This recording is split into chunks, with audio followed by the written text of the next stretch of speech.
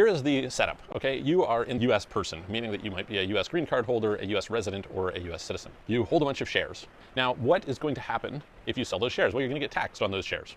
Now, the thing is, what would happen if you were to gift those shares to somebody else? The person who was receiving those shares would inherit your cost basis, and therefore, when they sold the shares, they would pay the taxes.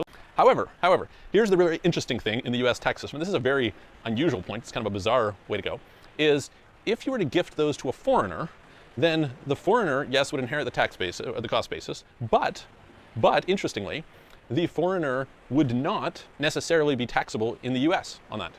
Where this can become quite interesting is, let's say you're doing this between Canada and the US. So in Canada, the opposite sort of is supposed to take place. Normally what would happen from an American perspective, the cost basis that's inherited is the purchase cost basis, whereas in Canada, the inherited cost basis is the cost basis at the time that it was received. It's as though it was purchased by the person who receives the gift.